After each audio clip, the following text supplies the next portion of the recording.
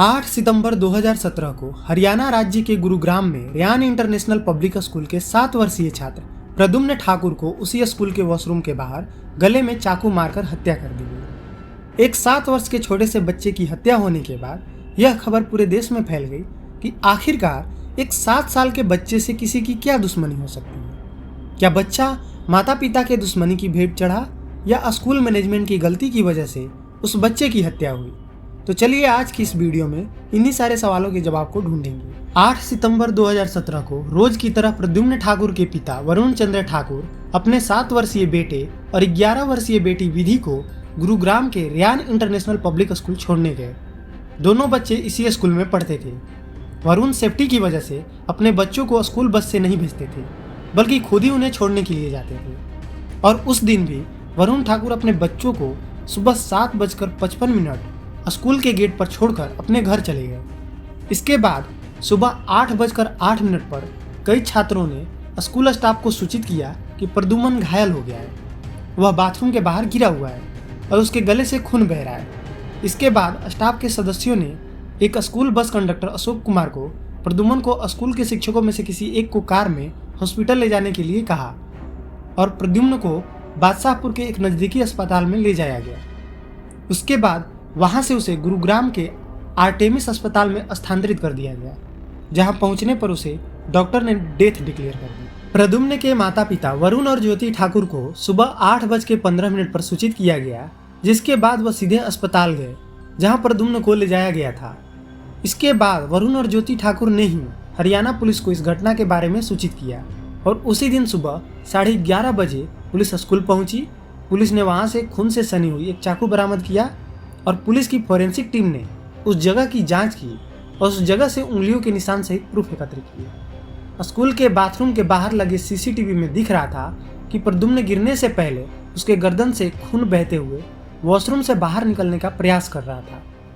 Police ने 10 लोगों को हिरासत में लिया और उनसे पूछताछ की और school bus conductor Ashok Kumar की शर्ट पर खून के धब्बे दिखे, जिसने प्रद्युम्न को कार तक ले जाने में मदद की थी, जो उसे अस्पताल ले गई थी। उसी दिन अशोक कुमार को दोपहर 12 बजे हत्या के सिलसिले में हरियाणा पुलिस ने गिरफ्तार कर लिया।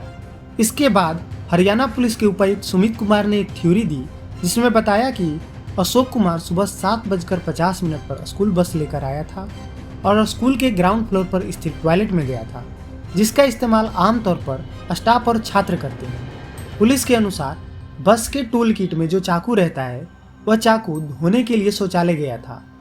जब प्रद्युम्न शौचालय में दाखिल हुआ तब अशोक कुमार ने प्रद्युम्न पर यौन हमला करने का प्रयास किया, जिसका प्रद्युम्न विरोध कर रहा था।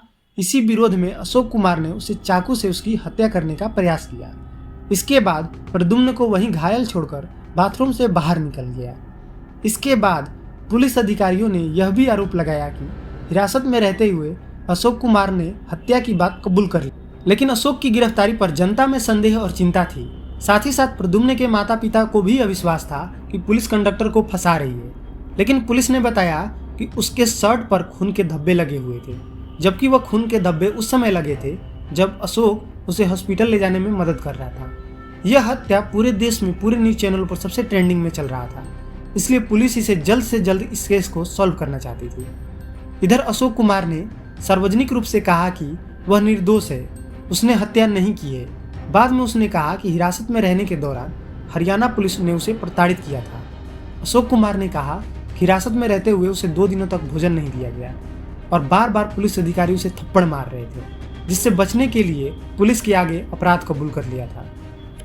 लगभग एक सप्ताह बाद 15 सितंबर 2017 को प्रद्युम्न के माता पिता, स्टेट गवर्नमेंट और सुप्रीम कोर्ट में पिटीशन डालने के बाद पूरे मामले को सीबीआई को सौंप दिया गया। तब तक इधर अशोक कुमार जेल में ही था। सीबीआई ने इस केस को स्टार्ट से शुरू किया, जहां से हरियाणा पुलिस ने स्टार्ट किया था। सीबीआई फिर से स्कूल गई और सारी चीज़ों की बारीकी से जांच की। धीरे धीरे इस हत्या की खबरें कम होती गई, लेकिन सीबीआई अपनी जांच में जुड़ी रही और लगभग 2 महीने के बाद 7 नवंबर 2017 को सीबीआई ने प्रद्युम्न ठाकुर की हत्या के आरोप में एक 11वीं क्लास के छात्र को गिरफ्तार किया और साथ ही उसी दिन सीबीआई ने अशोक कुमार को हत्या में किसी भी तरह के संलिप्तता से मुक्त कर दिया। सीबीआई ने बताया कि प्रद्युम्न ठाकुर के शरीर की मेडिकल जांच में किसी भी तरह के यौन हमले की संभावना नहीं थी। साथ में एक अन्य गवाह स्कूल के मालिक हरपाल सिंह, जो प्रद्युम्न को खोजने वाले पहले लोगों में से एक थे, उन्होंने कहा कि प्रद्युम्न को अस्पताल ले जाने में मदद करने से पहले अशोक कुमार के कपड़ों पर कोई खून का धब्बा नहीं था। मतलब साफ था कि जिस आधार पर हरियाणा पुलिस ने अशोक कुमार को गिरफ्तार किया कि हत्या करने के दौरान अशोक कुमार के कपड़े पर खून के धब्बे लगे थे, वह गलत साबित हुई। इसके बाद 22 नवंबर 2017 को अशोक कुमार को गुरुग्राम के एक जिला अदालत ने जमानत दे दी और 28 फरवरी 2018 को कुमार को एक विशेष अदालत में प्रद्युम्न ठाकुर की हत्या से संबंधित सभी आरोपों से बरी कर दी। अब इधर जैसे ही सीबीआई ने 11वीं कक्षा के छात्र को गिरफ्तार किया तो उसके माता पिता ने सीबीआई पर आरोप लगाया कि सीबीआई मेरे बेटे को फंसा रही है। सीबीआई इन 2 महीनों में जो सबसे पहला काम करती है, सीसीटीवी को सारे एंगलों से जांच करना शुरू करती है, जिसमें 8 सेकंड की एक तस्वीर मिली जिसमें यह बच्चा बाथरूम से बाहर निकलते हुए देखा गया, जिसके कपड़े में कुछ बड़ी चीज दिखी। इसके बाद सीबीआई बिना किसी को बताए कि हमें इस 11वीं के स्टूडेंट पर शक है, अपनी इंक्वायरी जारी रखती है। सीबीआई इस बच्चे पर लग जाती है, इसके मोबाइल कॉल की डिटेल्स पर नज़र रखने लगती है। साथ ही सीबीआई इस स्कूल से यह भी पता लगाती है कि यह पढ़ने में एकदम ही कमज़ोर, मतलब कि बिलो एवरेज स्टूडेंट था। सीबीआई उस लड़के के बारे में सारी जानकारी खुफिया तरीके से निकालने लग जाती है, जैसे कि कैसा लड़का है, कैसे सबसे बोलता है, उसका स्कूल में बिहेवियर क्या है, उसके दोस्त कौन कौन से हैं, और उसको यह भी पता न लगे इसलिए सीबीआई सिर्फ उस बच्चे के बारे में नहीं बल्कि 10 बच्चों के साथ लेकर पूछताछ करती थी, ताकि सबको लगे कि यह एक नॉर्मल पूछताछ चल रही है। लेकिन सीबीआई का सारा ध्यान उस 11th क्लास के बच्चे पर रहता था। इससे पहले इस बच्चे ने एक मॉक टेस्ट नहीं दिया था, यह कहकर कि किसी बच्चे ने इसके वाटर बोतल में कुछ मिला दिया है जिसकी वजह से इसको वॉमिटिंग हो रही है, जिसके बाद स्कूल वालों ने इसे जल्दी से अस्पताल ले गए और वह टेस्ट नहीं दे पाया और 2-4 दिन तक अस्पताल में ही भर्ती रहा और कोई एग्ज़ाम नहीं दिया। इसके बाद प्रद्युम्न के हत्या के बाद भी स्कूल में एग्ज़ाम चल रहे थे, तो उस पेपर में भी उसने कुछ नहीं लिखा। जब टीचर ने पूछा कि कुछ क्यों नहीं लिखा तो उसने कहा कि बच्ची की मर्डर को देखकर, खून देखकर उससे कुछ लिखा नहीं जा रहा है, उसका दिमाग ब्लॉक हो गया है, इसलिए उसने कुछ नहीं लिखा, जो कि सीबीआई के लिए एक अजीब चीज़ थी। सीबीआई के लिए फिर एक उससे बच्चे के साथ खास दोस्त, तो सीबीआई ने जब उससे पूछताछ की तो उसके दोस्त ने बताया कि प्रद्युम्न के डेथ से पहले जब दोनों एग्ज़ाम की तैयारी कर रहे थे तो उसने कहा कि तू इस बार एग्ज़ाम की टेंशन मत ले, इस बार एग्ज़ाम टाइम पर नहीं होगा, एग्ज़ाम कैंसिल हो जाएगा। तब उसके दोस्त ने कहा कि ये तो डेट शीट तो एग्ज़ाम की आ चुकी है, तो फिर एग्ज़ाम कैंसिल क्यों होगा। उस पर 11th क्लास के स्टूडेंट ने कहा कि नहीं, देख लेना, इस बार एग्ज़ाम कैंसिल होगा। अब उसको कैसे पता कि एग्ज़ाम कैंसिल हो जाएगा, यह बात भी सीबीआई के शक को और गहरा कर दिया। अब सीबीआई ने उसके एक और दोस्त से बात की तो पता चला कि जहां सब लोग स्कूल में प्रद्युम्न के डेथ के बाद डरे हुए थे, वहीं यह बच्चा ये कह रहा है कि इसी बहाने चलो एग्ज़ाम तो कैंसिल हुआ, और जो सैटरडे को पेरेंट्स टीचर मीटिंग होने वाली थी वो भी नहीं होगी। अब यह बात सुनकर उसका दोस्त भी थोड़ा शौक में था कि यह जहाँ सभी लोग डरे हुए हैं यह ऐसी बातें कर रहा है और खुश हो रहा है। यह बात सीबीआई के लिए भी बहुत अजीब थी। साथ में यह भी पता चला कि यह बहुत गुस्सैल था और बहाना बनाने वाला लड़का था। उसके बाद सीबीआई को कंफर्म तो हो गया था कि कहीं ना कहीं इस हत्या में 11th क्लास के बच्चे का हाथ है, लेकिन सीबीआई को अभी और सबूत चाहिए थे। इसलिए बहाने से कुछ और बच्चों के साथ उस बच्चे के भी सीबीआई ने मोबाइल ले लिया, और जो मोबाइल को चेक किया गया तो उसमें बहुत सारी चीज़ें ऐसी सर्च की थी जो सीबीआई को भी हैरान कर दी।